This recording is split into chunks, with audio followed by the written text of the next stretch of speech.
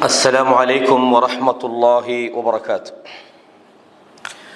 إن الحمد لله نحمده ونستعينه ونستغفره ونعوذ بالله من شرور أنفسنا وسيئات أعمالنا.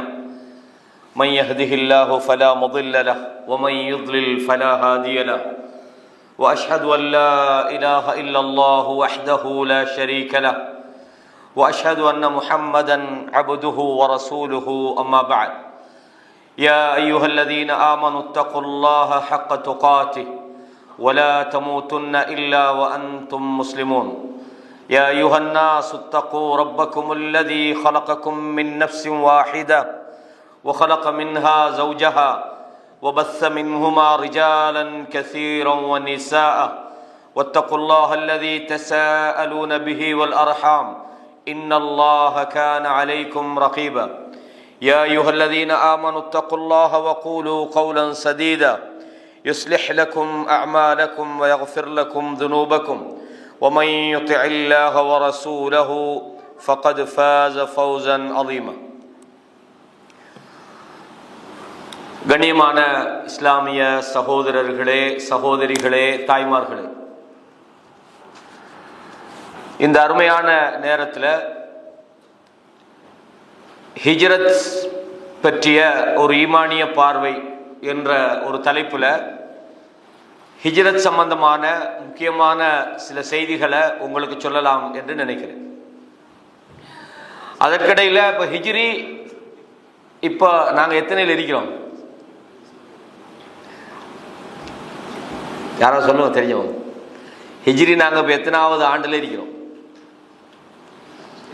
1447 பிறந்தது, அப்படித்தானே?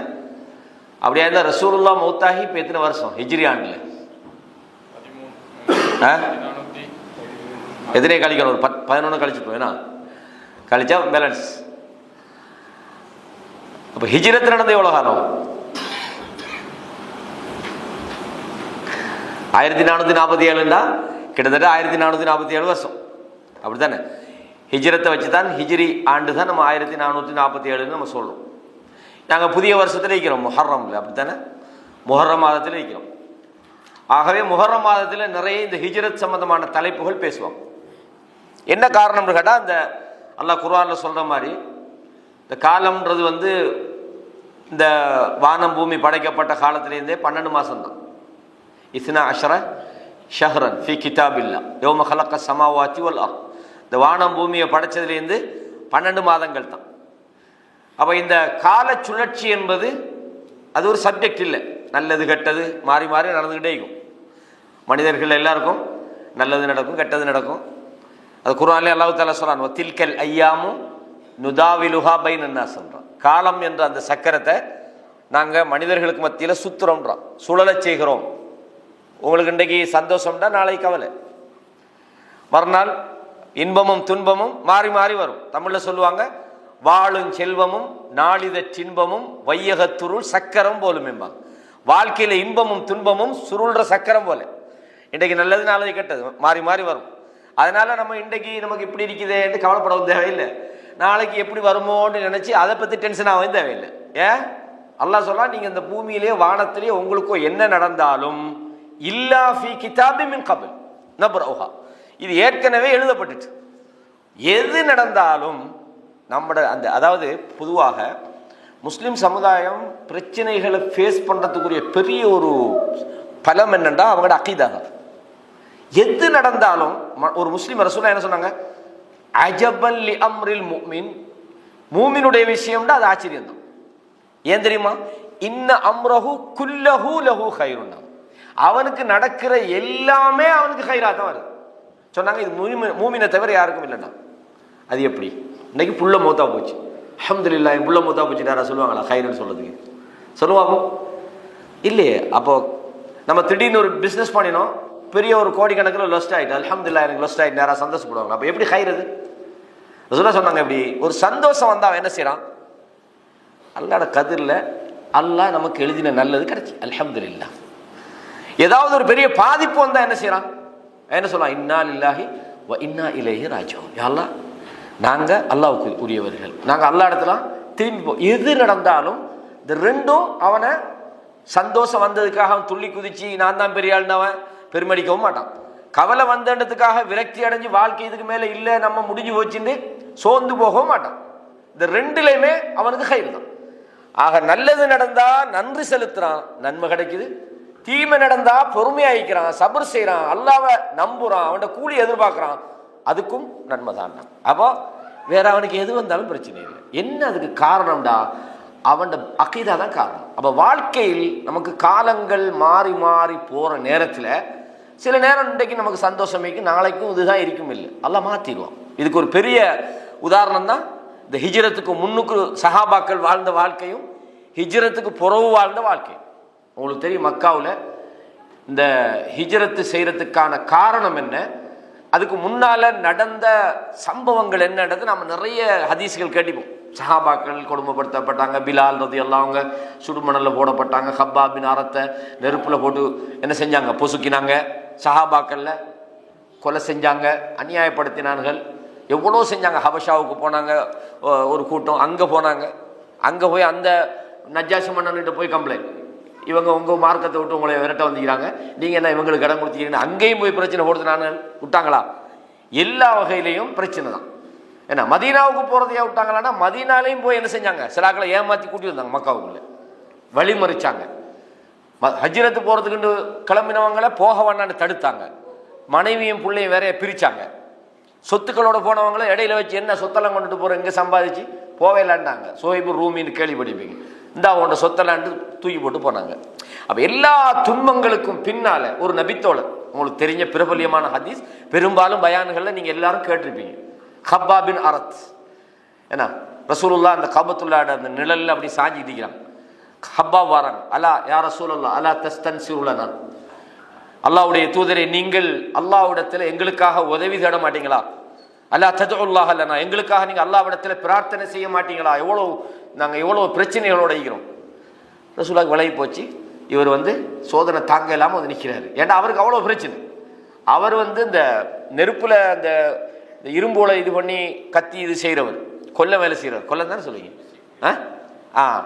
அவரை எந்த அளவுக்கு பண்ணாங்கண்டா அவரோட நெருப்புலேயே போட்டு எடுத்தாங்க.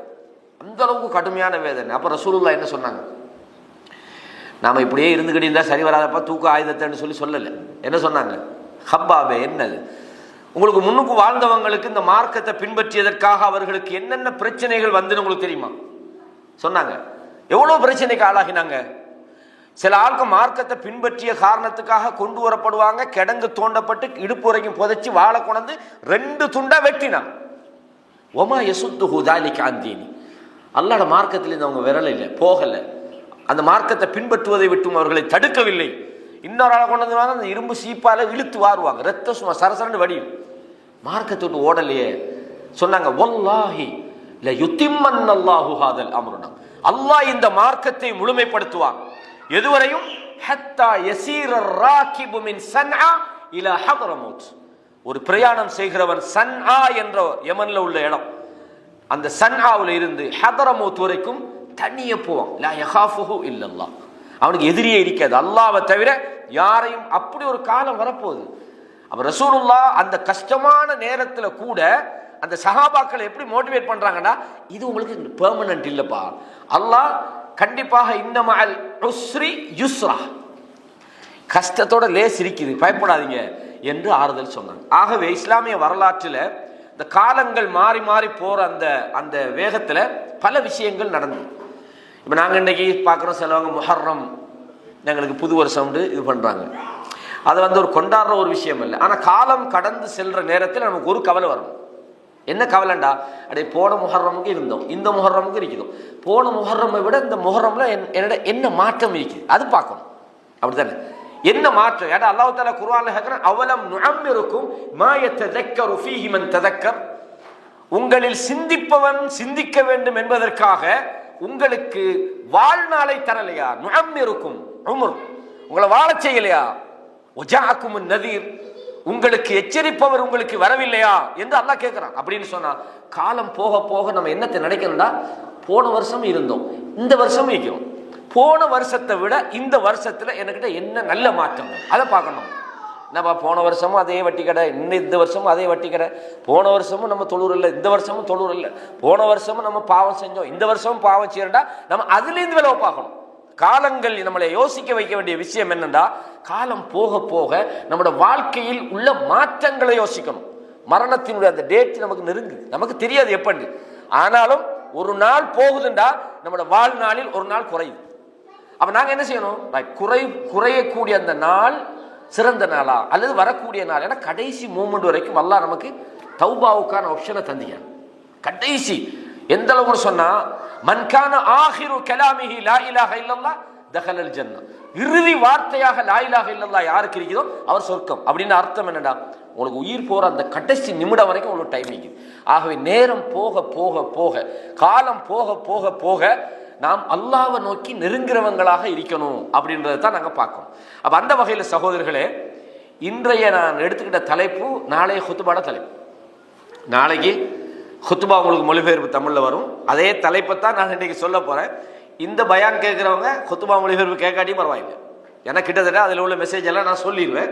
ஏன்னா இந்த தலைப்பு பேசப்பட வேண்டிய முக்கியமான ஒரு தருணம் ததால் நான் இந்த தலைப்பை நான் உங்களுக்கு நேரடியாகவும் நான் உங்களுக்கு சொல்லலான்னு நினைக்கிறேன். முதல் விஷயம் என்னடா, இந்த ஹிஜ்ரத்தை பொறுத்த வரையும் இது என்னன்னு தெரியும். ஹிஜ்ரத்ன்றது நாங்கள் ரசூலா ஹிஜ்ரத் போனாங்கன்றோம். அது என்ன ஹிஜ்ரத்து, அந்த ஹிஜ்ரத்தை ஏன் ரசூலுல்லாஹ் போனாங்க? இந்த வெளிநாட்டுக்கு போகிறதுக்கு நம்ம போவோம் தானே, ஊரில் இருந்துட்டு நான் வெளிநாட்டுக்கு போகிறேன், துபாய்க்கு போகிறேன், ஓமானுக்கு போகிறேன், சவுதிக்கு போகிறேன், அந்த மாதிரி ஒரு பயணம் தானாண்டா. ஹிஜ்ரத்ன்றது என்னடா அசல்ல, அதாவது ஒன்றை வெறுத்தொதுங்குதல் அப்படின்னு அதுக்கு அர்த்தம். ரொம்ப ரொம்ப டீப்பாக நான் விளக்கப்படுத்த போகலை. ஒன்றை வெறுத்து ஒதுங்குறது. இஸ்லாமிய பரிபாஷையில் சொல்றதாக இருந்தால், ஒரு இஸ்லாத்தை நிலைநாட்ட முடியாத ஒரு குஃப்ரான நாட்டில் இருந்து இஸ்லாத்தை நிலைநாட்டுவதற்கு முடியுமான ஒரு பிரதேசத்தை நோக்கி நகர்வது, அதுக்கு தான் ஹிஜ்ரத்னு சொல்லுவோம். அதுக்கு உதாரணமாக சொல்லணும்னா, ரசூலுல்லாஹ்வும் நபி தோழர்களும் மக்காவுல இருந்து மதீனாவுக்கு போனாங்க, ஹிஜ்ரத்து போனாங்க. மதீனாவுக்கு எப்படி போனாங்க? பிளான் பண்ணி அங்கே ஒரு வீடெல்லாம் கட்டி எடுத்துக்கிட்டு நம்ம எல்லாம் ஒரு பெரிய லோரியில் சாமான்லாம் ஏற்றிக்கிட்டு எல்லாத்தையும் அப்படி போகலை. டோட்டலாக இங்கே விட்டுட்டு தான் போனாங்க. வீடு வாசல் சொத்துக்கள் அவங்க வாழ்ந்த எல்லாத்தையும், சில பேர் பிள்ளைகளை விட்டு போனாங்க, மனைவி விட்டு போனாங்க. நிறைய எந்த அளவுக்கு சொன்னால், ரசூலுல்லாவுடைய மகள் யாரு, ஜெய்னப் போகல. ஜெய்னப் இங்கே இருந்தாங்க, ஏன்னா அவர் அபுல் ஆஸ் அவர் இஸ்லாத்துக்கு வரலை.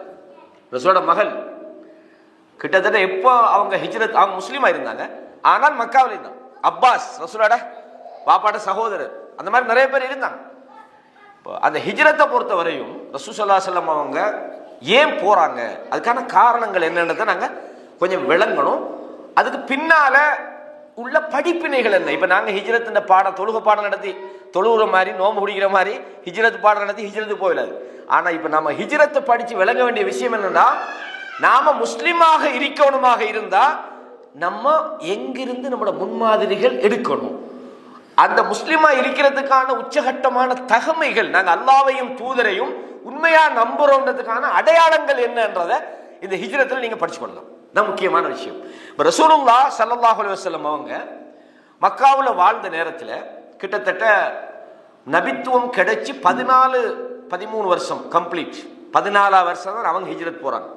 உங்களுக்கு தெரியும், கிட்டத்தட்ட 13 வருஷம் மக்காவில் வாழ்றாங்க. 40 வயசுலேருந்து 53 வயசு நன்னளவா சொல்லலாம். 53 வருஷம், 53 வயசு வரைக்கும், அதாவது கிட்டத்தட்ட 13 வருஷங்கள் மக்காவில் இருக்கிறாங்க. இப்போ ஆரம்ப காலத்தில் ஒரு கிட்டத்தட்ட ஒரு 3 வருஷ காலம் அவங்களோட அழைப்பு பகிரங்கமாக இல்லை. அல்லாஹ் தஆலா அதுக்கு பிறகுதான் அன்திர் அஷீரத்தக்கல் அக்ரபீன், நெருங்கின குடும்ப உறவுகளுக்கு நீங்க என்ன செய்யுங்க, எச்சரிக்கை செய்யுங்கன்னு அல்லாஹ் தஆலா முதல் கட்டமாக என்ன செய்யறான், தன்னுடைய குடும்பத்துக்கு பகிரங்கமாக சொல்லுமாறு சொல்றான். அவ குடும்பத்துக்கு பிரச்சாரம் பண்ண ஆரம்பித்ததுக்கு பிறகு அந்த பிரச்சாரம் கொஞ்சம் கொஞ்சமா பகிரங்கப்படுற நேரத்தில் தான் அவங்களுக்கு மிக பயங்கரமான எதிர்ப்பலைகள் வருது. முதலாவது மக்காவில் அந்த சஃபா மலையில் ஏறுறாங்க. மக்களை எல்லாம் தன்னுடைய குடும்பத்தை எல்லாம் கூப்பிட்டு எல்லாருக்கும் சொல்றாங்க, நீங்கள்லாம் உங்களை பாதுகாத்துக் கொள்ளுங்க அப்படின்றாங்க. அதுக்கு முதல்ல தன்னை பற்றிய மக்களுடைய கருத்தையும் எடுக்கிறாங்க. இந்த மலைக்கு பின்னால் உங்களை தாக்குறதுக்கு ஒரு படம் வரும்னா நீங்கள் என்ன செய்வீங்க, ஏற்றுக்கொள்வீங்களான்னு கேட்குறாங்க. நீங்கள் சொன்னால் ஏற்றுக்கொள்ளாம இருக்கிறதுக்கு நீங்கள் பொய் சொல்கிற ஆள் இல்லையே, நீங்கள் சொன்னால் உண்மையை தான் சொல்லுவீங்க. இப்போ நம்மளை மாதிரியான ஆட்கள்லாம் சொன்னால் என்ன சொல்லுவாங்களோ தெரியாது, இருந்தாப்புல நீங்கள் பொய்யும் சொல்கிற ஆள் தான் சொல்கிறீங்களோ தெரியாது. அந்த மாதிரி யாராவது ஒருத்தர் 2 பேர் இருப்பாங்க தானே. அந்த மாதிரி இல்லை. ரசூலுல்லாவுடைய அந்த சொன்ன உடனே சொன்னாங்க, நீங்க சொன்னா நம்பாமைக்குது, நீங்க என்ன பொய்யறாண்டாங்க. அப்படியா? சொல்ல வேண்டிய லா இலாஹ இல்லல்லாஹ் சொன்ன உடனே முதல் மண் எங்க இருந்து வருது? யாரெல்லாம் ரசூலுல்லாஹ் உயிருக்கு மேலா மதிச்சாங்களோ, அதாவது தன்னோட குடும்பத்தில் உள்ளவர் முகமது என்று தூக்கி கொஞ்சினவங்கெல்லாம் மண்ணள்ளி போட்டு அள்ளி வீசி தப்பல்ல அலிஹாதா ஜமாத்தனா, உனக்கு கேடு உண்டாகட்டும், நவுது பில்லாஹி மின்ஹா, இதுக்கு தானே எங்களை எல்லாம் கூப்பிட்டான்னு சொல்லி மண்ணள்ளி போட்டான். அல்லாஹ் தஆலா தப்பத் யதா அபீ லஹப்னு இறக்குறான். அபூ லஹபுடைய 2 கையும் நாசமா போட்டு அல்லாஹ் என்ன செய்யறான், அதுக்கு பதில் சொல்றான். இப்படி இந்த பிரச்சாரம் இப்படி போய்கிட்டு இருக்கிற நேரத்தில் சஹாபாக்கள் என்ன செய்யறாங்க, கொஞ்சம் கொஞ்சமா இஸ்லாத்துக்கு வாராங்க. இப்படியே ஒரு அளவுக்கு மேல முஷ்ரிக்குகளுடைய கொடுமைகள் ரொம்ப கூடுது. இப்படி இருக்கும் போது இவங்களுக்கு என்னதான் இருந்தாலும் அல்லாஹ்வுடைய தூதருக்கு இவங்க நேரடியாக எந்த விதமான தாக்குதலும் செய்ய முடியல. ஏன்னா ரசூலுல்லாஹி ஸல்லல்லாஹு அலைஹி வஸல்லம் அந்த ஃபெமிலி பலம் கொஞ்சம் பெருசு. நினைச்சா கூட ரசூலுல்லாஹ்க்கு என்ன செய்யலாது, அடிக்கவோ இல்லாட்டி கொல்லவோ எதுவுமே செஞ்சு கொள்ள இல்லாத. ஏண்டா என்னதான் காபிர்களா இருந்தாலும் தன்னுடைய குடும்பத்தில் ஒருவன் தாக்கப்படுறத அவங்க எக்ஸெப்ட் பண்ண மாட்டாங்க. ஏன்னா அவருடைய குடும்பம் பெரிய குடும்பம். அதனால இவங்களுக்கு ஒன்றும் செய்யலாது. இந்த அடிமைகளை போட்டு அடிக்கிறது, கொஞ்சம் பலம் இல்லாத ஆக்களை துன்புறுத்துறது, இந்த மாதிரியான வேலைகளை தான் அவங்க செஞ்சாங்க. ஆனா எல்லா வகையிலையுமே அவங்களுக்கு தொந்தரவு கொடுத்துக்கிட்டே இருந்தாங்க. அந்த கட்டத்தில் இந்த அபூ தாலிப், ரசூல் ஸல்லல்லாஹு அலைஹி வஸல்லம் அவங்களோட அந்த வாப்பாவுடைய சகோதரர் அலி பின் அபி தாலிப், அலி ரலியல்லாஹு அவங்களோட வாப்பா, அவங்க தானே இவங்களை வளர்த்தது. அவங்களோட ஒரு பக்கபலம் இருந்தது. அது இல்லாம ஹதீஜா ரலியல்லாஹு அன்ஹா அவங்க மக்காவில் அவங்களுக்கு மிக பலமான ஒரு துணையாக இருந்தாங்க. மனைவியாக இருந்தது மட்டுமல்ல, பல்வேறு கட்டத்தில் மிகப்பெரிய ஒரு துணையாக இருந்தாங்க. இந்த நபித்துவத்தோட 10வது வருஷத்துல இந்த 2 பலமும் அவங்களுக்கு இல்லாம போகுது. அதாவது தனக்கு துணையாக இருந்த தன்னுடைய மனைவியை இழந்தாங்க, தனக்கு பாதுகாப்பாக இருந்த எல்லா கட்டத்திலையுமே. இந்த வரலாறு நான் சொல்ல போகல, அதுக்குள்ள நுழைஞ்சா விஷயம் நிறைய போகும். அபூ தாலிப் மௌத்தா போறாங்க, இறந்து போறாங்க. மௌத்துன்றது அரபுல, அது செத்தனாலும் சரி இறந்தாலும் சரி, முஸ்லீம் அல்லாதவருக்கு மௌத்துன்னு சொல்லலாமா, அது அரபு சொல்லி யோசிக்கிறாங்க. மாத்தேண்டா மௌத்தா போறது, இறந்து போறது, அது எல்லாருக்கும் பொது சொல்லுது அரபுல. அப்போ அந்த 2 பேருடைய மறைவுக்கு பின்னால அவங்களோட ஆதரவு இல்லாம போகுது. ஆனாலும் ரசூலுல்லாஹ் அவங்களோட அல்லாஹு தஆலா வமா அர்ஸல்னாக இல்லா ரஹ்மத்தல் லில் ஆலமீன். பொதுவாக நபிமார்கள், உதாரணமா நூஹ் நபி எடுங்க, அல்லாஹ் தஆலா சொல்றான் வலகத் அர்ஸல்னா நூஹன் இலா கௌமிஹின்னு சொன்னான். நூஹ் நபியை அவருடைய சமுதாயத்துக்கு நான் தூதர் அனுப்பினேன். நபிமார்கள் அவங்களோட சமுதாயத்துக்கு அனுப்பினான். அதனாலதான் மூசா அலைஹிஸ்ஸலாத்துடைய தௌராத் என்பது உலகம் அழியும் வரையும் அல்லாஹ் பாதுகாக்கிறதா உத்தரவாதம் தரவும் இல்லை. அவங்க பனு இஸ்ரவேலர்களுக்கு நபியாக அனுப்பப்பட்டாங்க. ரசூலுல்லாஹ் சொன்னாங்களே, அதாவது கானத் பனி இஸ்ராயில் தசூசுஹுமுல் அம்பியா, பனு இஸ்ரவேலர்களை பொறுத்தவரையும் அவங்களை ஆட்சி செய்தவர்கள் நபிமார்கள். குல்லமா ஹலக நபியும் ஹலஃபஹு நபி, ஒரு நபி போனா இன்னொரு நபி வந்துருவார். உங்களுக்கு தெரியும் மூசா, அதாவது இப்ராஹிம் அலைஹிஸ்ஸலாம், இஸ்ஹாக் அலைஹிஸ்ஸலாம், அவங்களோட மகன் இஸ்ஹாக் அலைஹிஸ்ஸலாம், யாக்கூப் அலைஹிஸ்ஸலாம், அதுக்கு பின்னால யூசுப் அலைஹிஸ்ஸலாம், அப்படியே வாங்க ஜக்கரியா நபி, யூனுஸ் நபி, அப்படியே வந்தீங்கன்னு சொன்னா ஈசா அலைஹிஸ்ஸலாம், எல்லாமே பனு இஸ்ரவேல் சமுதாய நபிமார்கள் தானே. ஆனா அல்லாஹு தஆலா அதை என்ன செஞ்சாங்க, அந்த சமுதாயத்துக்கான நபிமார்களா தான் அனுப்பினான். ஆனால் அல்லாஹ்வோட தூதரை பொறுத்தவரையும் முழு உலகத்துக்குமான ஒரு நபி. அவங்களோட தூது செய்தி மக்காவுக்குள்ள மட்டும் அனுப்பப்பட்டதல்ல, ஸ்டார்டிங் தான் மக்கா. அப்ப என்ன செய்யறாங்கடா, மக்காவுல இந்த மக்கள் மிக கடுமையாக எதிர்த்தாங்க. தாயிபுக்கு போறாங்க. தாயிபுல போய் அங்க உள்ள மக்களுக்கும் இந்த செய்தி என்ன சொல்றாங்க, எத்தி வைக்கிறாங்க. அவங்க மக்களுக்குன்றதை விட சில கோத்திர தலைவர்கள் அங்க சந்திக்கிறாங்க. ஆனா அவங்க என்ன செஞ்சாங்க, ரசூலுல்லாஹ் அந்த தூதுத்துவத்தை ஏற்க மறுக்கிறாங்க. மறுத்தது மட்டுமல்ல, மிக கடுமையாக அவங்க தாக்குறாங்க ரசூலுல்லாஹ். கடுமையான ஒரு மன உளைச்சல், பாதிப்புகளுக்கு மத்தியில ரசூலுல்லாஹ் வந்திருக்கிறாங்க. இன்றைக்கு கூடிய அந்த கர்னுல் மனாசில் தெரியும் உங்களுக்கு, தாயிபுடைய போர்டர். உம்ராவுக்கு போறவங்க இஹ்ராம் கட்டுறதுக்கு போவீங்க, கர்னுல் மனாசில் அப்படின்ற இடத்துக்கு வந்து உட்கார்ந்துட்டு இருக்கிறாங்க. ரொம்ப சோகத்தோட களைப்போட. அல்லாஹ் தஆலா வானவர் ஜிப்ரீல் அனுப்புறான். மலைகளுக்கு பொறுப்பான வானவர்கள் அனுப்பி கேட்கிறான், உங்களோட தாயிபுல அந்த மக்கள் என்ன செஞ்சாங்கன்னு நல்லா கேட்டுட்டான், நீங்க சொல்லுங்க இந்த மக்கள் என்ன செய்யணும்னு கேட்கிறாங்க. இந்த மக்களை நான் அப்படியே 2 மலையை போட்டு பெரட்டி விட்டு அழிச்சிடட்டுமான்னு கேட்கிறாங்க வானவர்கள். அவர் ரசூலுல்லாஹ் என்ன சொன்னாங்க தெரியுமா, வேணாம், அழிச்சிட வேணாம். இந்த சமுதாயத்துக்கு, இந்த சமுதாயத்தில் ஒரு பரம்பரை வருவாங்க, அல்லாஹ்வை மட்டும் வணங்காத, அல்லாஹ்வை மட்டும் வணங்கக்கூடிய ஒரு சமுதாயம் இவர்களில் இருந்து உருவாக வேண்டும் என்று நான் ஆசைப்படுகிறேன். நான் ரசூலுல்லாஹ்வுடைய உயிர் வாழ்ந்த காலத்திலே உங்களுக்கு தெரியும், இந்த ஹுனைன் யுத்தம், அந்த தாய்வாசிகள் சிலருக்கு எதிராக தான் அந்த யுத்தம் நடந்து. ஏன்னா இஸ்லாம் காலப்போக்கில் அந்த பிரதேசங்களுக்கு போச்சு, ரசூலுல்லாஹ்வோட பெருந்தன். அப்ப திருப்பி மக்காவுக்கு வந்தா அவங்களுக்கு இந்த அபூ தாலிப் இதே மாதிரி மனைவி ஹதீஜாவுடைய அந்த பிரிவுக்கு பிறகு இன்னும் கொஞ்சம் சோதனை கூட ஆரம்பிச்சிட்டு.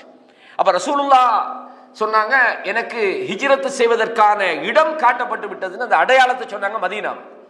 மதீனாவுக்கு நாங்கள் ஹிஜ்ரத் போகிறோம். நாங்கள் அதுக்கு இடையில ஏற்கனவே கிட்டத்தட்ட நபித்துவத்தில் 5ஆம் ஆண்டு வந்து ஹபஷா அபிசினியாவுக்கு சில பேர் சொன்னாங்க, அங்கே போங்கப்பா, அங்கே ஒரு நல்ல ஒரு அரசன் இருக்கிறான்னு சொல்லி இந்த யாரு இந்த மன்னர் நஜாசின்றது ஒரு மன்னர் அல்ல, அந்த ஃபிரௌன் மாதிரி அந்த நாட்டில் வர மன்னர்கள், ஹபஷா மன்னர்களுக்கு நஜாசின்னு சொல்லப்போம். அதில் ஒரு மன்னர், அவரோட பேர் ஞாபகத்துக்கு வருது இல்லை, அந்த மன்னர்கிட்ட அனுப்பினாங்க. அந்த மன்னர் என்ன செஞ்சார், போனவங்களை அரவணைச்சாங்க. 2 முறை, ஒரு முறை போயிட்டு இடையில திரும்பி வந்துட்டாங்க. கொஞ்சம் பேர் மக்கால் எல்லாருமே சுஜூ செஞ்சுட்டாங்க, இஸ்லாத்துக்கு வந்துட்டாங்க. அந்த மாதிரி ஒரு கதையை படுத்து விட்டாங்க. மறுக்கா வந்து இந்த மாதிரி பல சந்தர்ப்பங்களில் அவங்க இந்த ஹிஜ்ரத் செஞ்சுட்டு தான் இருந்தாங்க. அது அவ்வளவுக்கு பிரச்சனையாக இருந்து. அப்போ கடைசியாக ரசூலுல்லாஹி ஸல்லல்லாஹு அலைஹி வஸல்லம் அவங்களுக்கு அதாவது எந்த அளவுக்கு நிலைமை மாறுச்சுன்னு சொன்னால், இதுக்கு மேலே இவரை நம்ம ஏன்னா இந்த ஹிஜ்ரத்துக்கான திட்டமிடல்கள் ரசூலுல்லாஹ் சொன்ன உடனே மக்காவில் இருந்து நிறைய பேர் மதீனாவுக்கு போயிட்டாங்க. அதில் முதலாவது அபூ சலமான்ற கேள்விப்பட்டிருப்பீங்க. அபூ சலமா அவனோட மனைவி தான் உம்மு சலமா. உம்மு சலமா யாரு கடைசியா? உம்மு சலமா யார் முடிச்சா? ரசூலுல்லாஹ் முடிச்சாங்க. ரசூலோட மனைவியாக கடைசியாக ரசூலுல்லாஹ் திருமணம் முடிச்சாங்க. அந்த உம்மு சலமாவும் அபூ சலமாவும் இந்த அக்கபாண்டு ஒரு ஒப்பந்தம், நான் பற்றி கொஞ்சம் சொல்லி வலிப்போம். இந்த ஒப்பந்தத்துக்கு முதல்லையே என்ன செஞ்சிட்டாரு, அபூ சலமா தன்னுடைய குடும்பம் புள்ள, தன்னுடைய உம்மு சலமா மனைவி 3 பேரும் போகிறதுக்கு ரெடி ஆகும்போது குடும்பம் குழம்பிட்டாங்க. மனைவியில குடும்பத்தார் வந்து சொல்றாங்க, வந்து இந்த மாதிரி ஊரா கொண்டு தெரியறதுக்கு நாங்கள் உங்களுக்கு கல்யாணம் முடிச்சு தரல, நீங்க போறோம்னா போங்க, பிள்ளையும் தாயும் விட்டு போயிருங்க, குடும்பத்தோடு விட்டு போயிருங்க அப்படின்னா. அப்ப பெரிய போராடி பார்த்தாங்க, முடியல. அப்ப என்ன செய்யறாரு, இவர் கிளம்பிட்டார் மதீனாவுக்கு. அதுக்கு பிறகு அபூ சலமாவுடைய குடும்பத்தார் வந்து சொன்னாங்க, இங்க வாங்க, நீங்க பிள்ளையும் வாப்பாவையும் பிரிச்சுட்டீங்க, நீங்க உங்களோட பிள்ளைய வேண்டாம் வச்சுக்கொள்ளுங்க, அவரை குழந்தைய தந்துருங்கன்னு இந்த குடும்பம் என்ன செஞ்சாங்கன்னா குழந்தைய கொண்டு போய்த்தாங்க அபூ சலமாவோட வீட்டுக்காரருக்கு. இப்ப 3 துருவம், கணவர் மதீனால, மனைவி மக்கால தனிய, புள்ள அங்கால. சுப்ஹானல்லாஹ். உம்மு சலமா கிட்டத்தட்ட 1 வருஷமா ஒரு இடத்துல போய் அழுதுகிட்டே இருக்கிறாங்க. சிலவங்க சொன்னாங்க, என்னப்பா இது, இந்த ரொம்ப இந்த மிஸ்கினா, இந்த பாவமாட்ட இது ஏன் இந்த மாதிரி எல்லாம் கொடுமைப்படுத்துறீங்க, இவங்களை அனுப்பிவிடுங்க அப்படின்னு சொல்லி கடைசியா, இது நான் சொல்றது சும்மா சம்பவமா சொல்றேன் அப்படின்னு சொல்லி என்ன செய்யறாங்க, அந்த உம்மு சலமா ரலியல்லாஹு அவங்கள பற்றி சொன்னோடனே அந்த குடும்பம் 2 பேரும் சேர்ந்து என்ன செய்யறாங்க, இந்த பிள்ளைய கொடுத்தானா கிட்டத்தட்ட 500 மீட்டர் தனியே கிளம்புறாங்க. கிளம்பி மக்காலேருந்து ஒரு கிட்டத்தட்ட ஒரு 5-10 கிலோமீட்டர் கடையில் ஒரு நபித்தோட என்ன செய்யறாங்க, பாதுகாப்பாக கொண்டு மதீனால விட்டுட்டு வர்றாங்க. இந்த மாதிரி நிறைய பிரச்சனைகளை பேஸ் பண்ணினாங்க. ஆனா ரசூலுல்லாஹ் எப்ப போறாங்க, அதாவது நபித்துவத்துல 14வது ஆண்டு தான் போறாங்க. இந்த செய்தியை சொன்ன உடனே நிறைய பேர் குடும்பங்களாக மதீனால செட்டில் ஆக ஆரம்பிச்சிட்டாங்க. அப்படின்னு சொன்னா அங்க போய் தன்னுடைய மார்க்கத்தையும் தன்னையும் காப்பாற்றிக் கொள்றதுக்காக ஹிஜ்ரத் போக ஆரம்பிச்சாங்க. இந்த நாடு வேணாம், இந்த ஊர் வேணாம். அப்ப நீங்க நினைக்கலாம், அப்ப மக்கா வந்து கொஞ்சம் வசதி இல்லாத இடம், மதீனாவுக்கு போனா இதை விட பெட்டரா வாழலாம், அந்த மாதிரி சில நோக்கங்கள் இருக்குதானே. இங்க இருந்துகிட்டு தொழிலும் இல்லை ஒன்றும் இல்லை, நம்ம கல்ஃப்ல போய் செட்டில் ஆகலாம் தானே, அந்த மாதிரி வந்து அதுக்கு பேர் ஹிஜ்ரத்னு சொல்லலாமா? அது ஹிஜ்ரத் அல்ல. உண்மையா உங்களுக்கு இந்த நாட்டில் உங்களுக்கு மார்க்கத்தை பின்பற்ற முடியல, தொலை உருவா இல்லை, பள்ளி கட்ட உருவா இல்லைன்னு உண்மையான நோக்கத்தோட நீங்க இஹ்லாஸோட வந்தா அல்லாஹ் அதுக்கு கூலி தர போதுமானோம். அதை சொல்ல வரல. அது நீங்க பொருளாதாரத்தை வச்சல்ல, அப்படின்னு அமெரிக்காவில் செட்டில் ஆகிடலாம் அந்த காசை வச்சு, அப்படி நம்மகிட்ட இருக்குது. அப்படி இல்லை. சரி, இஸ்லாமிய சூழலில் நம்ம வந்து வாழ்வோம்ன்ற நீயத்தில் ஒருத்தர் வந்தால் அதுக்கு நன்மை கிடைக்கும். ஏன்னா பொருளாதார நோக்கம், இங்கே விட அங்கே போனால் நல்லா சம்பாதிக்கலாம், நல்லா ஹாப்பியாக வாழலாம்னு வந்தால் அது ரசூலுல்லாஹ் சொன்னாங்க. எப்படி, இன்னமல் அஅமாலு பின்னியாத், எண்ணங்கள் எல்லாம் செயல்கள் எல்லாம் எண்ணத்தை பொறுத்து தான் தீர்மானிக்கப்படும். இன்னமா லிக்குல்லி இம்ரிஇன் மா நவா, ஒவ்வொருத்தனும் எதை நினைக்கிறானோ அதுதான் கிடைக்கும். ஒமன் கானத் ஹிஜ்ரத்துஹு, யார் ஹிஜ்ரத் பண்ணுவது அல்லாஹ்வுக்காகவும் தூதருக்காக அமைக்குமோ அது அல்லாஹ் ரசூலுக்காக செய்யப்பட்டது. யாருடைய ஹிஜ்ரத்து இந்த உலகத்தை அடைவதற்காக, ஒரு பெண்ணை திருமணம் முடிப்பதற்காக இருக்குமோ அதுதான் கிடைக்கும். அப்ப உண்மையான இஹ்லாஸான நோக்கத்தோட நபித்தோழர்கள் என்ன செஞ்சாங்க, அவங்களுடைய இஹ்லாஸ்ல குறை சொல்லலாமா? சஹாபாக்கள், அதுவும் அதாவது அஸ்ஸாபிகூனல் அவ்வலூன்னு சொல்லக்கூடியவங்க, ஆரம்பத்தில் இஸ்லாத்தை ஏற்றுக்கொண்டவங்க எல்லாம் போனாங்க. அப்ப அபூபக்கர் சித்திக்கும் போறதுக்கு பார்த்துட்டு என்ன செய்யறாங்க, ஒரு முறை அதாவது வந்து ஹபஷாவுக்கு போறதுக்கு வெளியே கிளம்பி போகும்போது அவங்களை என்ன செய்யறாங்க, வழிமறிக்கிறார். அதாவது வந்து அந்த ஒரு கோத்திர தலைவர் பேர் ஞாபகத்தில் வருது இல்லை, வழிமறிச்சு நீங்க எங்க போறீங்க, இதுதான் நாம மக்கா விட்டு போறோங்க, எனக்கு இஸ்லாத்தை பின்பற்ற முடியல அப்படின்னு சொல்லி அந்த போறாங்க. உங்களை மாதிரியான ஆளுக்கு மக்கா விட்டு போகலாமா அப்படின்னு சொல்லி அவர் என்ன செய்யறாரு, வந்து குறைஷிகளோட பேசி, ஏன்னா இவர் வந்து இந்த மாதிரி நல்லவர்கள் வெளியில போகக்கூடாது, நான் அவருக்கு பொறுப்பாக இருக்கிறேன்னு சொல்லி நீங்க வந்து அப்படியான ஒரு கண்டிஷன் வச்சாங்க, நீங்க உங்களோட வீட்டுக்குள்ளதான் தொழணும், உங்களோட மார்க்க விஷயங்கள் எதா இருந்தாலும் நீங்க வெளியில செய்யப்படாது. அபூபக்கர் சித்திக் ஓகேன்னு சொல்லி போட்டு இருந்தாலும் அவங்களுக்கு அது முடியல. அவ வீட்டுக்குள்ள வெளியே வந்து சத்தம் போட்டு என்ன செய்தாங்க, குர்ஆன் ஓதினாங்க, தொழுதாங்க. அதுக்கு பிறகு மறுக்கா 2ஆம் முறை வந்து நிற்கிறார் அவர். என்னப்பா ஆட்கள்லாம் வந்து மறுபடியும் என்னோட குழம்புறாங்க, நீங்க இந்த மாதிரி செய்றீங்க, எங்களோட பெண்கள் எங்களோட ஆட்கள் எல்லாம் வந்து இந்த குர்ஆனை கேட்டு குழம்பிடுவாங்க, எங்களுக்கு பயமாக்கின்னு சொல்றாங்கன்னு சொன்னாங்க. உங்களோட பொறுப்புலேருந்து நான் நீங்கிக் கொள்றேன். அதுக்கு பிறகுதான் இந்த ஹிஜ்ரத்துடைய விஷயம், மதீனாவுடைய ஹிஜ்ரத்து ஆரம்பிக்குது. அந்த மதீனாவுடைய ஹிஜ்ரத்து ஆரம்பிக்கிறதுக்கு முதல்ல என்ன நடக்குதுன்னா, ரசூலுல்லாஹ் ஸல்லல்லாஹு அலைஹி வஸல்லம் அவங்களோட விஷயத்துல காபிர்கள் ஒரு முடிவுக்கு வராங்க. அதாவது இந்த ஹிஜ்ரத் மக்கள்ல நிறைய பேர் போயிட்டாங்க, ரசூலுல்லாஹ் ஸல்லல்லாஹு அலைஹி வஸல்லம் அவங்களும் சிலரும் இருக்கிறாங்க. அப்ப என்ன செய்யறாங்கன்னா, காபிர்கள் எல்லாம் ஒன்று கூடி ஒரு முடிவெடுக்கிறாங்க, வந்து இதுக்கு மேல இவர் விஷயத்துல நம்ம ஒரு முடிவு கட்டணும். இவங்க எல்லாரும் போய் மக்காவில் மதீனாவில் போய் குடியேறிட்டாங்கன்னு சொன்னா நம்மளுக்கு எதிரான ஒரு மிகப்பெரிய ஒரு சக்தியை அவங்க உருவாக்குவாங்க. எல்லாரும் போயிட்டாங்க. அப்ப இவரை நம்ம முடிச்சு கட்டிட்டோம்னா அந்த கொள்கை இல்லாம போன்றதுக்காக வேண்டி நான் அந்த வரலாற்று சுருக்கத்தை சொல்றேன். சில பேர் சொல்றாங்க இவர் என்ன செய்வோம், நாடு கடத்தி விட்டுருவோம், எங்கேயாவது போய் என்னமா செய்யட்டும்டாங்க. இன்னும் சில பேர் சொல்றாங்க வேணாம், ஆளை ஜெயிலில் போடுவோம், ஆளை இங்க நாங்க ஆளை இது பண்ணி விடுவோம் அப்படின்றாங்க.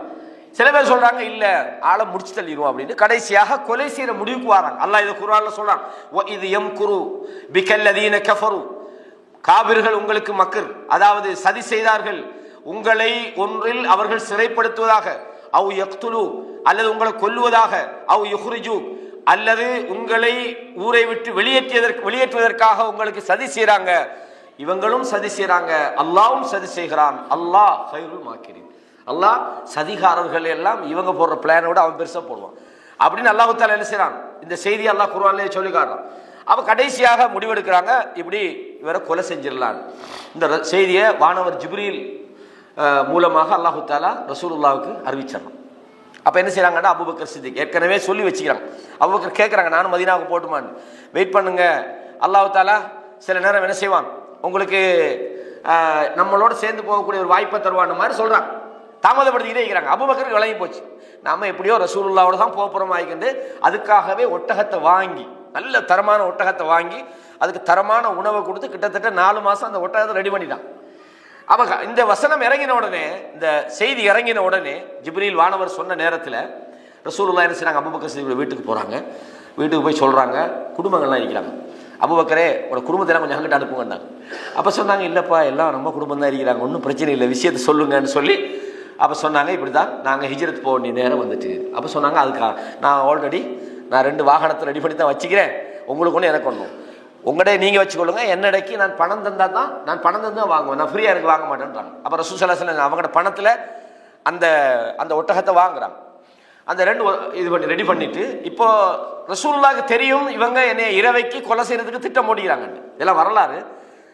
ஆனாலும் ரசூலுல்லாஹ் தெரிஞ்ச ஒருவர் மாதிரி காட்டிக் கொள்ளல, சும்மா சாதாரண ஆள் மாதிரி இருக்கிறாங்க. ஏன்னா நைட்டுக்கு தான் அவங்களோட பிளான். அதுக்கு கிட்டத்தட்ட 10 பேரை நியமிச்சுக்காங்க ரசூலுல்லாஹ்வை கொல்றதுக்காக வேண்டி. அப்ப ரசூலுல்லாஹ் என்ன செய்றாங்கன்னு சொன்னா, மிகவும் ஒரு நல்ல ஒரு திட்டமிடல். ரசூலுல்லாஹ்வுடைய அந்த ஒரு தலைவர் எப்படி இருக்கணுன்றதுக்கு சில சம்பவங்களை பார்த்தா விளங்கும். பல சம்பவங்களை சொல்ல ரசூலுல்லாஹ் ஒரு விஷயத்தை எப்படி பிளான் பண்ணுவாங்க, வெல் பிளான். அந்த ஹிஜ்ரத்தை ரசூலுல்லாஹ்வுடைய அந்த பிளானை பார்த்தீங்கன்னு சொன்னா, எப்படி இதெல்லாம் இப்போ நாமளே ஒரு விஷயம் செய்யும்போது சும்மா அந்த ஹோல்மன் வாக்கில் சில வேலை செய்யும், சும்மா யோசிக்காம ஒரு விஷயத்தை செஞ்சு எங்கேயா மாட்டிட்டு இருப்போம். அப்படி அல்ல, ரசூலுல்லாஹ்வோட பிளானிங்கை நீங்க பார்த்தீங்கன்னா ஒவ்வொரு இடத்துலையும் சும்மா வெல் பிளானிங் தான். ஒரு யுத்தத்தை சொல்லும் போது ரசூலுல்லாஹ் வாங்க இந்த பதிலில் போய் சண்டை பிடிப்போம்னு குடிப்ப மாட்டாங்க, அங்க போ யுத்தத்தில் பேரே சொல்ல மாட்டாங்க, இந்த பக்கம் போறோம்ப்பா, என்ன காரணம்னு சொன்னா இன்ஃபார்ம் இருப்பாங்க, முனாஃபிக்கள் கடத்திடுவானுங்க. ஏன்னா முனாஃபிக்கள் அங்க இருந்தாங்க மதீனால, தபூக்க தவிர மற்ற எந்த யுத்தத்துக்குமே நாங்க இங்கே தான் போறோன்னு ரசூலுல்லாஹ் சொல்லல, அப்படிதான் போனாங்க. அப்ப ரசூலுல்லாஹ் எப்படி திட்டம் போடுறாங்கடா, இப்போ அவங்களுக்கு தெரியும் இப்போ கொலை செய்யறதுக்கு ரெடி ஆகிக்கிறாங்க. அப்ப வீட்டை விட்டு அழகான முறையில் அவங்களுக்கு முன்னுக்கே மண்ணெழுத்து போட்டு தான் வந்தாங்க. என்னது அல்லாஹ் தஆலா அவங்கள பாதுகாத்து என்ன செஞ்சான், வீட்டை விட்டு வெளியே கொண்டு வந்தான். ஏன்னா அவர் இரவு தொழுகைக்காக கஅபத்துல்லாஹ்வுக்கு வருவாருன்னு வெயிட் பண்ணிக்கிட்டு நின்றாங்க. அவங்க வீட்டில இருந்து ரசூலுல்லாஹ்வை கொண்டுகிட்டு வந்தோம். கொண்டு அபூபக்கர் சித்திகை என்ன செய்யறாங்க, அழைச்சிக்கிட்டு அவங்களோட பின் வழியால இப்போ எல்லாரும் மதீனாவுக்கு போய்க்கிறாங்கடா, மக்கத்து காபிர்கள் ரசூலுல்லாஹ்வை தேடுறாங்க, எங்க தேடுவாங்க, கண்டிப்பாக மக்காவுல இருந்து மதீனாவுக்கு போற வழியில தான் தேடுவாங்க. ஆனா அல்லாஹ் தஆலா இரவு விடியும் வரைக்கும் அவங்களுக்கு ரசூலுல்லாஹ் கிளம்பி போனதை காட்டல. சரியா, ரசூலுல்லாஹ் என்ன செஞ்சாங்கன்னா இதுக்கு எதிர் திசையாக ஷாம் பக்கத்துல உள்ள ஒரு இடத்துக்கு போறாங்க. அதாவது சவுர் என்ற ஒரு குகை மக்காலேருந்து கிட்டத்தட்ட ஒரு 5-6 கிலோமீட்டருக்குள்ளே இருக்கும். இப்போ நீங்கள் போனால் அதை பார்க்கலாம். சவுர் குகைக்கு போகிறாங்க. அங்கே போய் அந்த குகையில் என்ன செய்கிறாங்க, அபூபக்கர் சித்திக்கும் அல்லாஹ்வுடைய தூதர் ஸல்லல்லாஹு அலைஹி வஸல்லம் அவங்களும் என்ன செய்கிறாங்க, 3 நாள் அதுலேருந்து வெளியே வரல. இப்போ காபிர்கள் பயங்கர அப்செட் ஆகிட்டாங்க. எப்படி இவர் தப்பி போனார்? என்ன செஞ்சாங்கன்னா, யாராவது ரசூலுல்லாவை பிடிச்சிட்டு வந்தால் 100 ஒட்டகம் தாரதாக என்ன செஞ்சாங்க, அறிவிப்பு செஞ்சாங்க. இப்போ விடுவாங்கல்ல, 100 ஒட்டகம் கிடைக்குன்னா ஃபுல், அதாவது இந்த சொல்லுவாங்கடா சல்லடை போட்டு தேடுறாங்க எல்லா இடத்துலையுமே. எந்த அளவுக்குன்னு சொன்னால், சில ஆட்களுக்கு ஐடியா போச்சு இந்த பக்கம் போய் பாரோ அப்படின்னு சவுர் பக்கம் போனாங்க. போய் அந்த சவுர் குகையினுடைய அந்த ஓட்டைக்கு மேலே நிற்கிறாங்க. கால் அந்த வெள்ளை பகுதி தெரியுது. அபூபக்கர் சித்திக் ரலியல்லாஹு அன்ஹு சொல்றாங்க, யா ரசூலல்லாஹ், சும்மா சரி இவங்க கீழே பார்த்தா நம்மளோட நிலைமை என்னன்றாங்க. அவங்க மேலே நிற்கிறாங்க, அந்த குகைக்குள்ளே போகலை. அல்லாஹ் தஆலா என்ன செஞ்சிட்டான், அவங்கள சிந்தனை மாற்றி விட்டான். சொன்னாங்க, அபூபக்கரே, நம்ம 2 பேரை பற்றி நீங்கள் என்ன நினைக்கிறீங்கன்னா, ஹதீஸில் நீங்கள் படிச்சுப்பீங்க, புகாரில் வருது, அல்லாஹ் நம்மோடு 3ஆவதாக அல்லாஹ் இருக்கிறான். அந்த அந்த சந்தர்ப்பம்.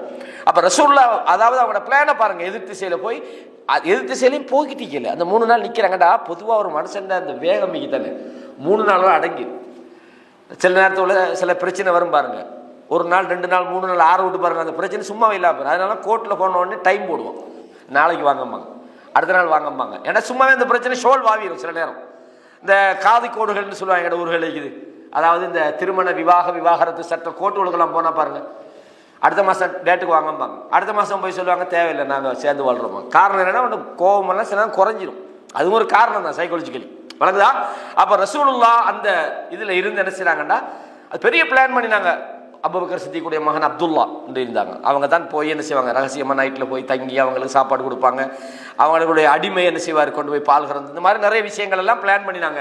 நம்பிக்கையாக தங்களை கூட்டிட்டு போகிறதுக்கான ஒரு நபரை தெரிவு செஞ்சாங்க, ஒரு வித்தியாசமான பாதையை தெரிவு செஞ்சாங்க. இந்த மாதிரி ஒரு தலைவர் என்னென்னவெல்லாம் செய்யணுமோ அதை மிகவும் அழகான முறையில் ஒரு முன்மாதிரியாக செஞ்சு காட்டினாங்க. இது ஹிஜ்ரத்தினுடைய அந்த பயணத்தினுடைய விஷயம். அப்போ இந்த சப்ஜெக்டில் நீங்கள் பொதுவாக இந்த ஹிஜ்ரத்தை பொறுத்தவரையும் நாங்கள் பல விஷயங்களை, இது நான் சம்பவத்தை, அந்த பயணம் எப்படி போனன்றதுக்கான சில விஷயங்களை உங்களுக்கு சொல்றதுக்கு தான் இதை சொன்னேன். அதாவது ஹிஜ்ரத்தை பொறுத்தவரையும் இந்த ஹிஜ்ரத் வெறுமனே ஒரு வரலாற்று நிகழ்வல்ல. ஹிஜ்ரத்துன்னு நம்ம சொல்றது ஓகே, வாழ்க்கை, அதாவது இஸ்லாமிய வரலாற்றில் ஹிஜ்ரத் ஒரு சம்பவம், வெறும் சம்பவம் அல்ல. முதலாவது இன்றைய ஹுத்பால இந்த செய்தியை கொண்டிருக்கிறாங்க. ஹிஜ்ரத்தை பொறுத்தவரையும் அவங்க என்ன சொல்றாங்கன்னா, இன்ன நாதிர ஃபீ ரிஹ்லத்தில் ஹிஜ்ரத்தின் நபவியத்தி ஷரீஃபா, இந்த ரசூலுல்லாஹ்வுடைய ஹிஜ்ரத்தை பார்க்கக்கூடிய ஒருவர் யஜித் அன்னஹா லம் தகுன் முஜர்ரத் ஹதஸின் தாரிகி, இது ஒரு வரலாற்று சம்பவமாக மட்டும் அதை அவர் பார்க்க மாட்டார். பல் ஹிய மதரசத்துன் தர்பவியத்துன், இது அதாவது ஒரு தர்பியா, ஒரு பயிற்சிக்கான ஒரு கலாசாலையாக இந்த ஹிஜ்ரத் நிகழ்வு இருக்கிறது. துஅல்லிமுனா துரூசன் ஃபில் ஈமான், இந்த ஹிஜ்ரத் என்பது ஈமானை பற்றிய பாடத்தை நமக்கு நடத்துகிறது.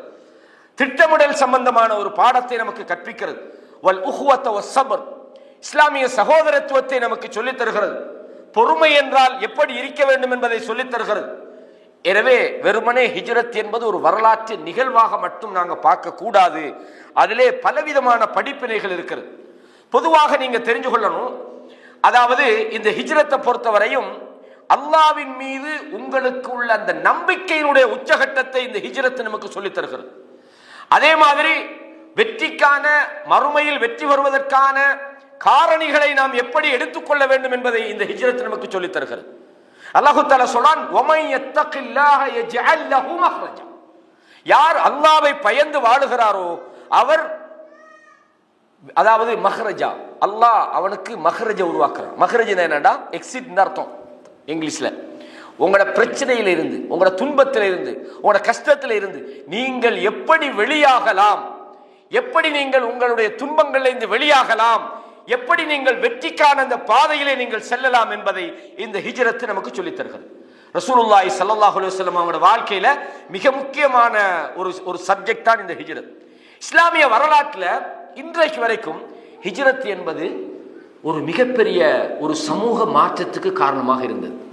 ஒரு மிகப்பெரிய இஸ்லாமிய எழுச்சிக்கு இன்னைக்கு வரைக்கும் உலகம் முழுக்க இஸ்லாம் நாங்க வரைக்கும் முஸ்லிம்களாக இருக்கிறோம்னு சொன்னா, இந்த ஹிஜ்ரத் என்கிற இந்த சம்பவம் இஸ்லாமிய வரலாற்றில் ஒரு மிகப்பெரிய ஒரு திருப்பு முனையாக அமைஞ்சது.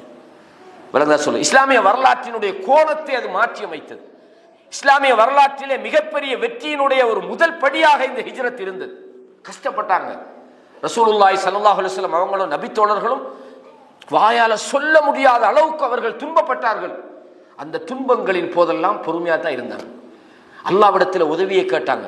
யா அல்லாஹ் எங்களை நீ உறுதிப்படுத்து அல்லாஹ்விடத்தில் துஆ செய்தார்கள். அவங்க அதாவது அல்லாஹ் குர்ஆன்ல சொல்றானே, எந்த அளவுக்கு சொன்னா, அம் ஹஸிபத்தும் அன் தத்குலுல் ஜன்னah வலம்மா யஅதீக்கும் மஸலுல் லதீன கலூ மின் கப்லிக்கும். அடிக்கடி நம்ம இந்த வசனம் கேள்விப்படுகிறோம். உங்களுக்கு முன்னால் வந்தவர்களுக்கு வந்த சோதனை உங்களுக்கு வராமல் நீங்க சொர்க்கத்துக்கு போகலாம் என்று நினைக்கிறீர்களா? மஸ்ஸத்துஹுமுல் பஅஸா வத்தர்ரா, அவர்களுக்கு துன்பங்கள், சோதனைகள், கெடுதிகள் அவர்களை பிடித்தது. வஸுல்ஸிலு, அவர்கள் ஆட்டி வைக்கப்பட்டார்கள். ஹத்தா யகூல ரசூல் வல்லதீன ஆமனு மஅஹு மதா நஸ்ருல்லாஹ், தூதரை ஈமான் கொண்டவர்களும் அல்லாஹ்வுடைய உதவி எங்களுக்கு வராதா என்று அவ்வளவு கஷ்டப்பட்டார்கள், அவ்வளவு சோதனைப்பட்டார்கள். அல்லாஹ்வுடைய அந்த வெற்றிக்கான முதல் படிதான் ஹிஜ்ரத். ஹிஜ்ரத்துக்கு பிறகுதான் அல்லாஹ் தஆலா இந்த பக்கத்தால திறந்தான் வாசல. சோதனைகளின் போது எந்த அளவுக்கு சொன்னா, சில நேரங்களில் ரசூலுல்லாஹ் காபிர்களுக்கு எதிராக துஆ கேட்டாங்க. ஒரு முறை காபத்துல்லாஹ்ல தொழுதுகிட்டு இருக்கும்போது அவங்களோட கழுத்துக்கு மேல என்ன செஞ்சாங்கன்னா, ஒட்டக குடலை கொண்டு போட்டுட்டான். அது அழுவின ஒட்டகம் எப்படி இருக்கும் மனுஷனுக்கு, என்னது? பல சந்தர்ப்பங்கள் அபூபக்கர் சித்திக் போனாங்க. என்னப்பா அல்லாஹ் அல்லான்னு சொல்றதுக்காக ஒருத்தனை போட்டு கொல்ல பாக்குறீங்களான்னு என்ன செஞ்சாங்க, உதவி செஞ்சாங்க. ஃபாத்திமா ரலியல்லாஹு அன்ஹா போய் என்ன செஞ்சாங்க, அந்த ஒட்டக குடலை தூக்கி விட்டாங்க. அப்படி நிறைய சம்பவங்கள் பாக்குறீங்க. அந்த அளவுக்கு கஷ்டமான சோதனையான வாழ்க்கையில் இருந்தாங்க. கேட்டாங்க, யார அல்லாஹ்வுடைய தூதர், இன்னால அல்லாஹ் நீ கேளு, இன்னால கேளுண்டாங்க. அதுக்கு பிறகு 3-4 வருஷம் இருந்தாங்க. அப்போ அப்படி பார்த்தா என்னடா இவர் துவா கேட்க கேட்க இவனு தானே வெல்றானுன்ற மாதிரி தான் இருக்குது. நம்ம சில நேரத்தில் அல்லாஹ்வோட உதவியை கடைசியில யோசிக்கிறேன். இனி இதுக்கு பிறகு ஒன்றும் சரியாப்பா அல்லாஹ்ட்ட கேட்போம், ஃபெஸ்ட்டுக்கு தான் அதை செஞ்சுக்கணும். ஆனால் ரசூலுல்லாஹ் முதலாவது அல்லாஹ்ட்ட தான் கேட்பாங்க. நான் எப்படிப்பட்டவன் தெரியுமா, நான் யார் தெரியுமா, நான் எப்படிப்பட்ட குறைஷி தெரியுமா, என் குடும்பம் தெரியுமா, ஒன்றும் சொல்லலை. யுத்தம் பண்ணுவோம், வாங்க சண்டை பிடிப்போம், வந்த நேரத்தில் கூட பொறுமையாயிருங்கன்னு தான் சொன்னாங்க. எதுவுமே இல்லை, பொறுமையை தவிர. எவ்வளவு சோதனை வந்த நேரத்திலும் அல்லாஹ் பற்றி ஒரு சின்ன ஒரு தப்பான எண்ணங்களையும் அந்த நபித்தோழர்கள் எடுக்கல. எதுக்கு அல்லாஹ் எங்களை கைவிட்டுடான்னு கேட்கல. இவ்வளவு சோதனையின் போது ஏன் அல்லாஹ்வோட உதவி எங்களுக்கு வரலன்னு கேட்கல, பொறுமையா இருந்தாங்க. அந்த பொறுமைக்கான ஒரு வெகுமதியாகத்தான் இந்த ஹிஜ்ரத்து அவர்களுக்கு ஒரு ஸ்டார்டிங்கா அல்லாஹ் கொடுத்தான். ஹிஜ்ரத்துக்கு பிறகு ஆட்டம் வேற மாதிரி அல்லாஹ் தஆலா செஞ்சான், யுத்தத்தை கடமையாக்கிட்டான். அது வரைக்கும் யுத்தம் கடமையாக்கப்படல. அல்லாஹ் தஆலா என்ன சொல்றான், லக்கத் கான லக்கும் ஃபீ ரசூலில்லாஹி உஸ்வத்துன் ஹஸனா, அல்லாஹ்வுடைய தூதரிடத்தில் உங்களுக்கு அழகான முன்மாதிரி இருக்குது. பாருங்க, நீங்க அல்லாஹ்வோட தூதரை பாருங்க, எல்லாத்துலயும் அவங்களுக்கு ரோல் மாடல் தான். என்ன அல்லாஹ் குர்ஆன்ல என்ன சொல்றான், நீங்க அல்லாஹ்வை விரும்புறது உண்மையா இருந்தா, குல் இன் குன்தும் துஹிப்பூனல்லாஹ் ஃபத்தபிஊன், நபியே நீங்கள் சொல்லுங்கள், என்ன பின்பற்ற சொல்லுங்க என்று அல்லாஹ் சொல்றான். அவை அல்லாஹ்வுடைய தூதர் எல்லா கட்டத்திலையும் 13 வருஷம் அசையல்ல, எல்லா பிரச்சனையும் சகித்து கொண்டார்கள். அல்லாஹு தஆலா இந்த ஹிஜ்ரத்தை ஒரு மிகப்பெரிய ஒரு வெற்றியாக அல்லாஹு தஆலா ஆக்கி கொடுத்தான். இந்த ஹிஜ்ரத்தை பொறுத்தவரையும் இதுல 2 வகையான ஹிஜ்ரத் இருக்கு. முதலாவது நாடு துரத்த, மக்காவிலிருந்து மதீனாவுக்கு போனது, ஹபஷாவுக்கு போனது மாதிரியான ஹிஜ்ரத். இன்னொன்று ஹிஜ்ரத்தை பொறுத்தவரையும் நம்மகிட்ட இருக்கக்கூடிய பாவமான விஷயங்கள், கெட்ட விஷயங்களை நம்ம வாழ்க்கையிலேருந்து ஒதுக்குறது, வெறுத்தல். இந்த 2 வகையான ஹிஜ்ரத். இந்த முதல் வகையான ஹிஜ்ரத்தை பொறுத்தவரையும் அது அந்த ரசூலுல்லாஹ் சொன்னாங்க, லா ஹிஜ்ரத் பஅதல் ஃபத்ஹ், மக்கா வெற்றி கொள்ளப்பட்ட பிறகு ஹிஜ்ரத் கிடையாது. என்ன, வலாக்கின் ஜிஹாதுன் வ நிய்யனா, அல்லாஹ்வுடைய பாதையில் ஜிஹாது செய்வதும் அதற்கான நியத்து எண்ணமும் தான் இருக்குது. அப்ப இன்றைய காலத்துல இந்த ஹிஜ்ரத் இன்னொரு சந்தர்ப்பத்தில் வரலாம். நாங்க வாழ்ற இடத்துல நமக்கு முழுமையாகவே மார்க்கம் பின்பற்ற முடியாத ஒரு விஷயமா போனால், மார்க்கத்தை பின்பற்றக்கூடிய ஒரு சூழலுக்கு நாம் என்ன செய்யறோம், நம்முடைய சொத்துக்களை, பொருளாதாரத்தை, பணத்தை எல்லாத்தையும் விட்டுட்டு போய் சில போக வேண்டி வரலாம். மக்கா வெற்றிக்கு போற சொன்ன ரசூல் ஸல்லல்லாஹு அலைஹி வஸல்லம் வாழ்ந்த காலத்துல மக்கா வெற்றி கொள்ளப்படுது. மக்காலேருந்து மதீனாவுக்கு ஹிஜ்ரத், நாங்க ஹிஜ்ரத் வாரன்னு வருவாங்க, நாங்க மர்க்கா ஹிஜ்ரத் வரப்போம். ஹிஜ்ரத் வெற்றி கொள்ளப்பட்டாச்சு, இதுக்கு பிறகு ஹிஜ்ரத் இல்லை. ரசூலுல்லாஹ்வுக்கு மக்கா என்பது மிக விருப்பமான ஒரு ஊராக இருந்தது. சஹாபாக்களுக்கு மக்காவுடைய அந்த வாழ்க்கை ரொம்ப பிடிச்ச வாழ்க்கை.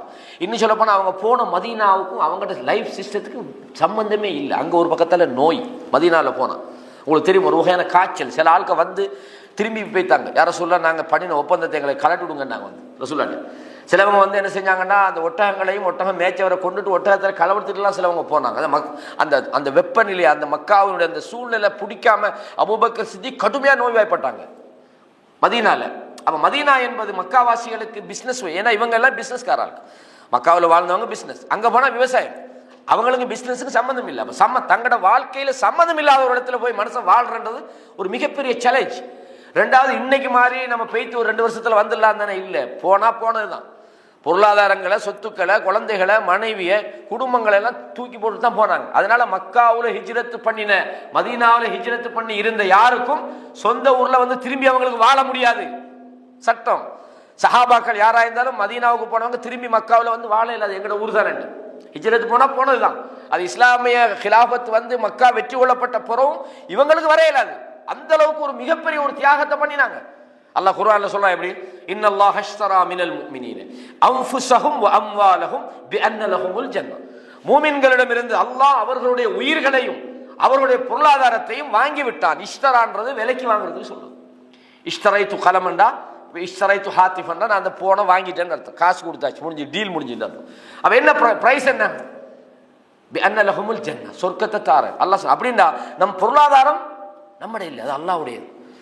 நம்முடைய உயிர் நம்மட இல்லை, அல்லாஹ்வுடையது. அல்லாஹ் தன்னுடைய மார்க்கத்துக்காக நம்மட பொருளாதாரத்தை எப்ப கேட்கிறானோ கொடுக்க ரெடின்னா தான் நீ மோமின். இல்லை, எந்த பொருளாதாரத்தை நான் விட மாட்டாது, மார்க்கம் போனாலும் பரவாயில்ல, அது பொறவு பார்த்துக்கொள்ள, இஸ்லாத்தை பொறவு பார்த்துக்கொள்ள, முதல்ல பொருளாதாரம் தான் முக்கியம்னு நீ இருந்தா நீ முஸ்லிமே இல்லை, முதலாவது நீ ஈமானே இல்லை. அல்லாஹ் குர்ஆன்ல இதை பல இடங்கள்ல சொல்றான். எனவே இந்த ஹிஜ்ரத் என்பது மாபெரும் ஒரு தியாகத்துக்கான ஒரு தியாகம். அது சும்மா உள்ள விஷயம் அல்ல. சும்மா அல்லாஹ் வந்து அல்லாஹ்வோட உதவியை பொறுத்தவரையும் அல்லாஹ் உதவி செய்வான், உதவி செய்வான், உதவி செய்வான்னு நம்ம அல்லாஹ்வை நம்புறது உண்மைதான். ஆனா நம்மட பக்கத்துல சில அஸ்பாபுகள் வச்சுக்கணும்.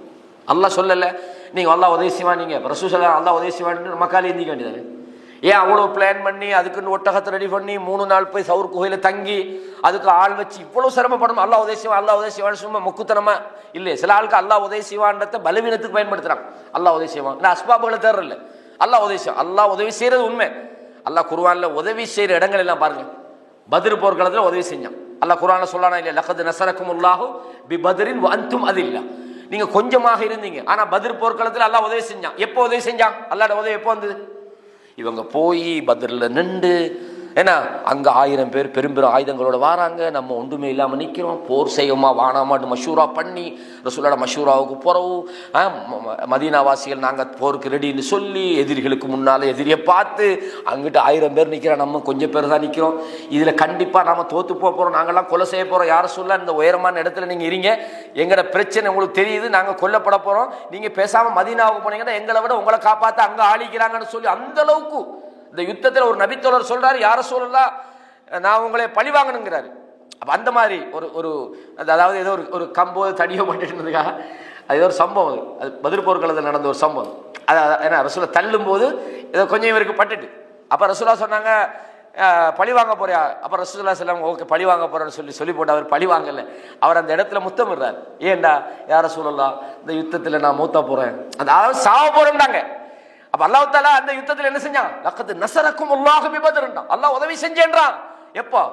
மரணத்தை பார்த்த பிறகு உதவி செஞ்சான். அப்படின்ற அர்த்தம் என்னடா, இவங்கட பக்கத்தால உச்சகட்ட என்னவெல்லாம் செய்யணுமோ எல்லாம் செஞ்சுட்டாங்க. அதுக்கு பிறகுதான் அல்லாஹ் என்ன செஞ்சான்? உதவி இறக்கினான். ரசூலுல்லாஹ் அல்லாஹ் வாக்களிச்சா உதவி செய்ய வேண்டி, ஆனாலும் அந்த உதவி இறங்குறத அவங்க பார்க்கல. அல்லாஹ் சொல்றான் லக்கத் நஸரக்குமுல்லாஹு பி பத்ர்ன்றான்.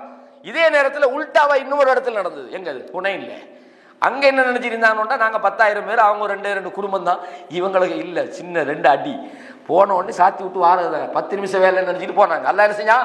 லக்கத் நஸரக்குமுல்லாஹு ஃபீ மவாத்தின கஸீரத்தின், நிறைய இடங்கள்ல அல்லாஹ் உதவி செய்தான். வயௌம ஹுனைன், ஹுனைன்ல உதவி செஞ்சான். ஹுனைன்ல என்ன செஞ்சான் தெரியுமா? இவங்களோட எண்ணத்துக்கு முதல்ல அடி அடிச்சான். எப்படி அடிச்சான்? நீங்க நினைச்சீங்க நம்ம நாங்க 10,000 பேர் போன உடனே அடிச்சுட்டு வரேன், அல்லாஹ்வோட உதவி இல்லாம உனக்கு எப்படி செய்யணும்?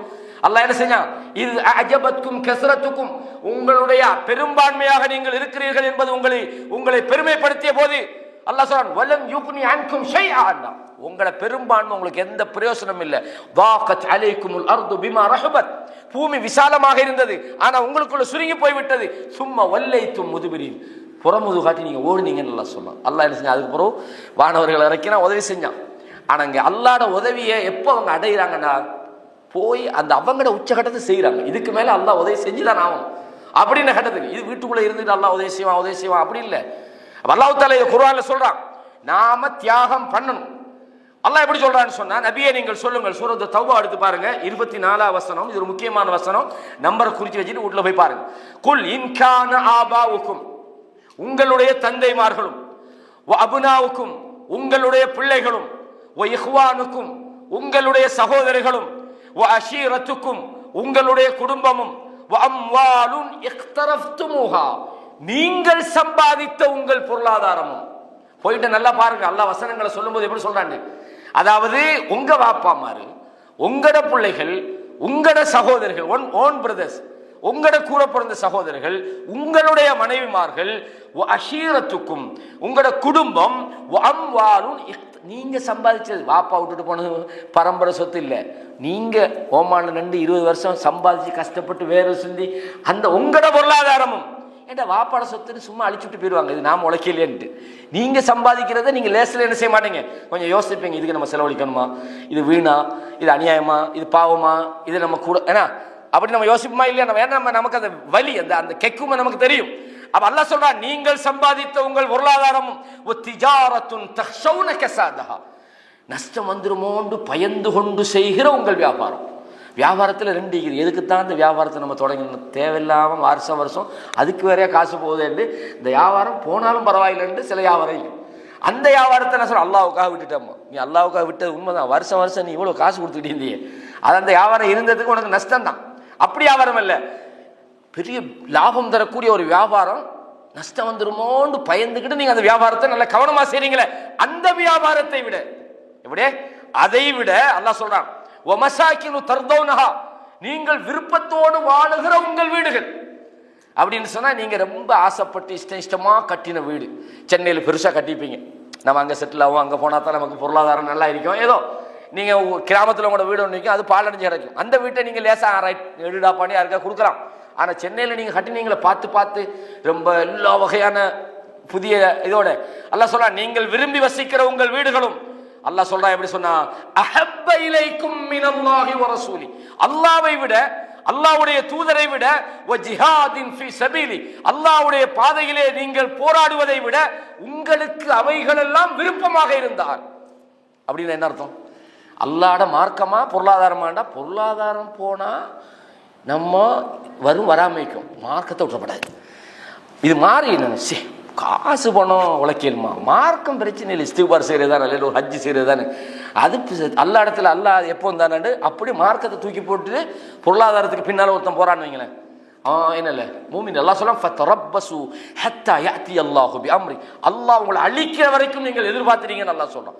உங்களுக்கு காசை விட பொருளாதாரத்தை விட அல்லாஹ்ட மார்க்கம் உங்களுக்கு நீங்க உங்களோட பொருளாதாரத்தை விட நீங்கள் அந்த என்ன செய்றீங்க, அல்லாஹ்ட மார்க்கத்தை விட நீங்கள் பொருளாதாரத்தை விரும்புறீங்களா, உங்களோட குடும்பத்தை விரும்புறீங்களா, உங்களோட வாப்பா அம்மா விரும்புறீங்களா, உங்களோட மனைவியை விரும்புறீங்களா? பொம்பளைக்காக வேண்டி மார்க்கத்தை விட்டுட்டு போறோம்னு நினைக்கிறான். பொம்பளை அது கிடைக்காத உலகத்துல. பொருளாதாரத்துக்காக மார்க்கத்தை விடுறான், வட்டிக்காக மார்க்கத்தை விடுறான். அப்ப அல்லாஹ் தஆலா சொல்றான், இது எல்லாத்தையும் விட நீங்கள் வாழ்ற வீடு, உங்களுக்கு விருப்பமான வீடுகள், உங்கள் குடும்பம், நீங்கள் நேசிக்கிற உறவுகள், உங்கள் தந்தை, உங்கள் அனைவரையும் விட நீங்கள் அல்லாஹ்வை விரும்ப வேண்டும், தூதரை விரும்பணும். இது ஹிஜ்ரத்தில் நீங்க பார்க்கலாம் சகோதரர்களே, ஹிஜ்ரத்தில் பார்க்கலாம். நான் சொல்றேன், அபூ சலமா குழப்பம் போடுறாங்க, இப்போ போக விடுறாங்க இல்லை. அபூ சலமா என்ன பார்க்குறாரு, இது சரி வராது, நமக்கு தேவை, நமக்கு மனைவியை விட பிள்ளைய விட என்ன தேவை, மார்க்கம் தேவை. அவரை பாட்டுக்கு போயிட்டார். அவர் வந்தா எடுப்போம். நம்ம அல்லாஹ்ட மார்க்கத்துக்கு முன்னால நமக்கு எதுவுமே பெருசு இல்லை. சில நபித்தோழர்கள் வரலாற்றில் வருது, உங்களோட தாய் நான் சாவ போறேன் அப்படின்னு சொல்லிட்டு தர்றாங்க, நீங்க மார்க்கத்தை விட்டுருங்கன்றாங்க. அந்த சஹாபி சொல்றாரு, சாவ போறாங்களா, அவங்களுக்கு 100 உசுறு இருந்து நான் ஒன்னொன்னா சாவ போறேன்னு சொன்னா கூட எனக்கு பிரச்சனை இல்லை, எனக்கு இதை தாயை விட எனக்கு மார்க்கம் தான் பெருசுன்னு சொல்லி சஹாபாக்கள் இருந்தாங்க. அப்ப சஹாபாக்கள் பாருங்க, தங்களுடைய பொருளாதாரத்தை எல்லாத்தையும் விட்டுட்டு மதீனாவுக்கு போறாங்க. எப்படி ஒரு தியாகம், உயிரை கூட கொடுப்பான். நாம பார்க்கணும், இலங்கையில தமிழீழ விடுதலை புலிகளின் போராட்டம். என்ன போராட்டத்தின் நோக்கம் என்ன? அவன் சொன்னது ஒண்ணு செஞ்சது ஒண்ணு, அது வேற கதை. நாங்க தமிழீழத்தை மீட்க, அதாவது மண்ணுக்கான போராட்டம். எத்தனை பேர் செத்தாங்க? மண்ணை மீட்பதற்கான, ஈழத்தை மீட்கும் போராட்டம், தமிழீழ விடுதலை போராட்டம்னு சொல்லி போராடினாங்க. உசுரை கொடுத்தான் மண்ணுக்காக வேண்டி, உயிரை கொடுத்து மண்ணை காப்பாத்துறான். ஆனா மண்ணை தூக்கி போட்டுட்டு போறன்று வாழ்ந்த ஊரை, நமக்கு விருப்பமான ஊரை, நம்மட குடும்பத்தை, நம்மட பிள்ளைகளை விட்டு போறண்டா எவ்வளவு கஷ்டம். அதாவது ஒரு மனிதன் அல்லாஹ்வையும் தூதரையும் நம்புறது உண்மையா இருந்தா, அல்லாஹ் சொல்றான், வலகது ஃபத்தன்னல்லதீன மின் கப்லிஹிம், இவர்களுக்கு முன்னால் உள்ளவர்களை எல்லாம் நாங்கள் சோதித்தோம்.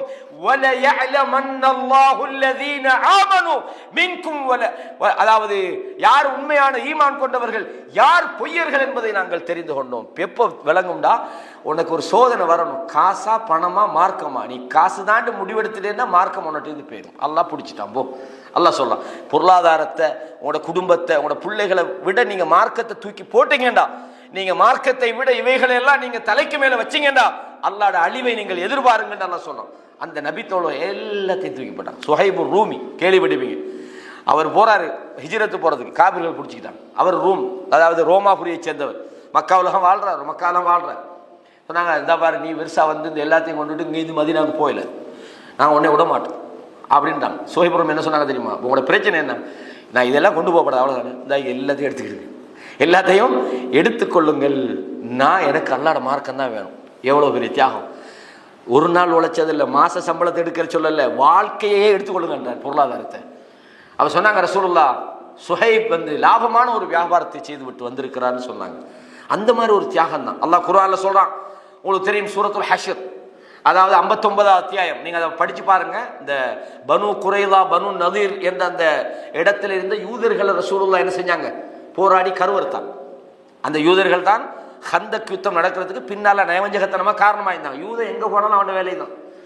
இந்த பனு இஸ்ரவேலர்கள் இன்றைக்கு இருக்கிறாங்களே இஸ்ரவேல்ல, இவன் என்னத்துக்கு வந்தான்? 47ல இடம் இல்லைன்னு முஸ்லீம் சமுதாயம் இடம் கொடுத்தாங்க. இன்றைக்கு என்ன செஞ்சு வச்சுக்கிறான்?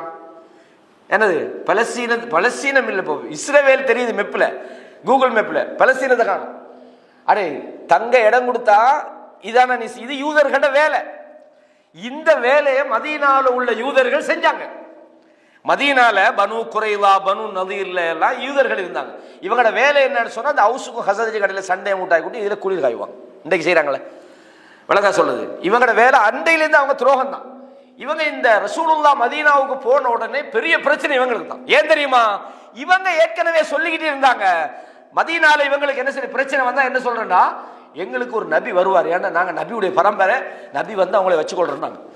மதீனாவாசிகள் வந்து இந்த அக்கபாவுல வந்து முகமது ரசூலுல்லாஹ் சந்திக்கிற நேரத்தில் 6 பேர் தான் ஃபர்ஸ்ட் சந்திக்கிறாங்க. முதல்ல அக்கபா ஒப்பந்தம் இல்லது. சந்திக்கும் போது சொல்றாங்க, இந்த யூதர்கள் அடிக்கடி நபி நபின்னு சொல்றாரு, இவர் தான் வந்து வந்துட்டாரு, அடையாளத்தை எல்லாம் பார்த்து முடிவெடுத்துறாங்க. அதுக்கு பிறகுதான் இந்த மதீனாவாசிகள் 12 கோத்திர தலைவர்கள் வந்து அக்கபாவில் வந்து அக்கபத்துல் ஊலா, முதலாவது அக்கபா உடன்படிக்கை நடக்குது. அந்த உடன்படிக்கை தான் ஹிஜ்ரத்துக்கு காரணமாக இருந்தது. மதீனாவுக்கு அவங்க சும்மா போயில, 2 உடன்படிக்கை நடந்தது. அக்கபா உடன்படிக்கை, பைஅத் அக்கபான்னு சொல்லுவாங்க. அக்கபத்துல் ஊலா, அதாவது முதலாவது 12 கோத்திர தலைவர்கள் சந்திச்சாங்க. 2வது அக்கபத்துல் குபரான்னு சொல்லுவாங்க, அதாவது 2வது அக்கபா, அதான் பெருசு. கிட்டத்தட்ட 73 பேர், 80 அல்லது 73 லட்சம் பேர், அல்லது 2 பெண்கள் வந்தாங்க. அதுல வந்து ரசூலுல்லாஹ்வோட ஒப்பந்தம் பண்ணினாங்க. எப்படின்னா நபித்துவத்துல 13வது வருஷம். அந்த முதலாவது தடவையில தான் முஸ்அப் பின் உமைர் அவங்களோட சேர்ந்து போறாங்க மதீனால பிரச்சாரம் பண்ணது.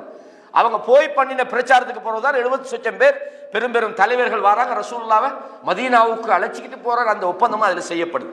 அதுல அந்த ஒப்பந்தத்துக்கு போறது ரசூலுல்லாஹ் ஹிஜ்ரத்தே போறாங்க. பெரிய அந்த அக்கபா உடன்படிக்கை சம்பந்தமா நான் ஒரு நேரம் அதை பத்தி பேசுறேன் ஃபுல்லா. அப்ப அக்கபாவுடைய அந்த உடன்படிக்கையும் இந்த ஹிஜ்ரத்துக்கு ஒரு காரணமாக இருந்தது. அப்ப ரசூலுல்லாஹி ஸல்லல்லாஹு அலைஹி வஸல்லம் அவங்க, அதாவது நபித்தோழர்கள் அந்த மதீனாவுக்கு போன விஷயம் என்ன, டைம் போதாது, சுருக்கமா சில விஷயங்களை முடிக்கணும். அல்லாஹ் குர்ஆன்ல சொல்றான், அதாவது அந்த அல் ஹஷ்ர், ஹஷ்ர்ன்றது யூதர்களை அழிக்கிறதுக்கான ஒரு போராட்டம். முழுமையாக யூதர்கள் அதுல கருவறுக்கப்பட்டாங்க. விளங்க சொல்றது, அதுல நிறைய சொத்துக்கள் வந்து போராட்டமே இல்லாம சஹாபாக்களுக்கு கிடைச்சது.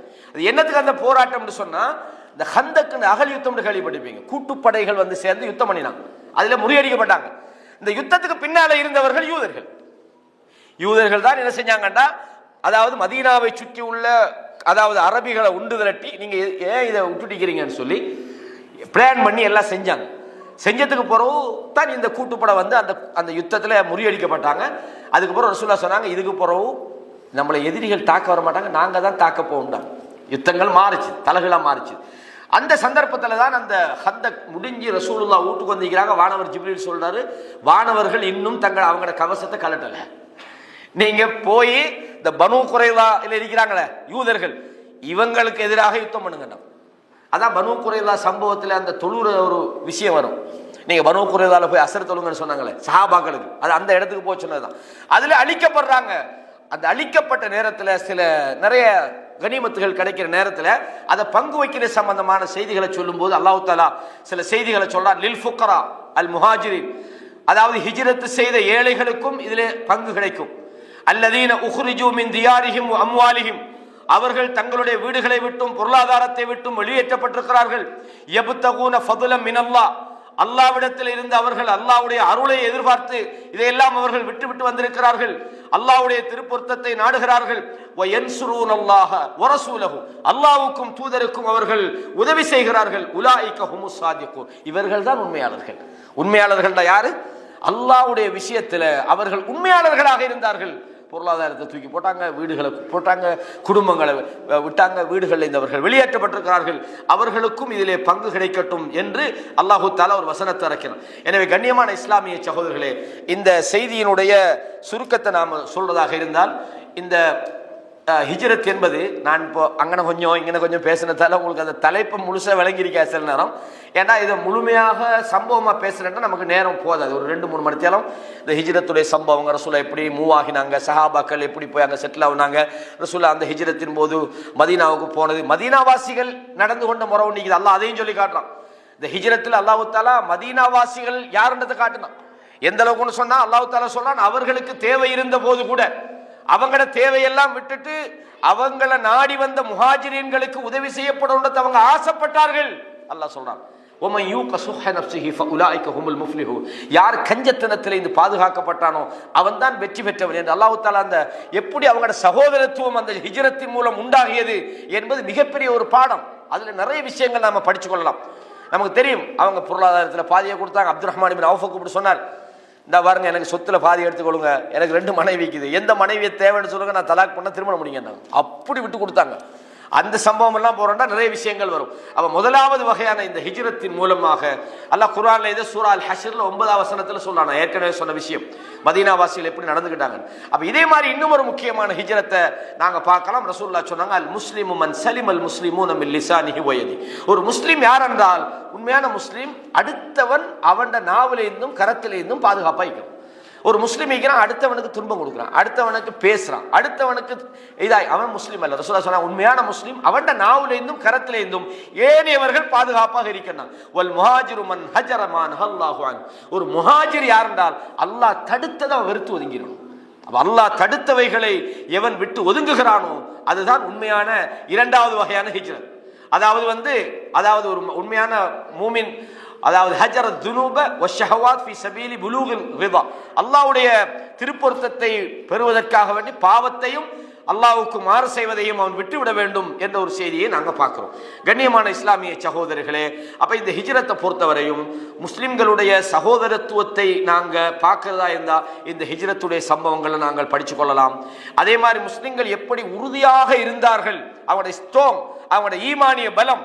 சும்மா சொல்லலாம், நான் ஒரு மணி நேரம் பயான் பண்ணலாம், ஈஸியாக பண்ணிடலாம். ஏன் மைக் இருக்குது, நல்லா சவுண்ட் கேட்குது, ரெக்கார்ட் பண்ணுறீங்க, மாஷா அல்லாஹ் பயான், இது என்ன பெரிய விஷயமா?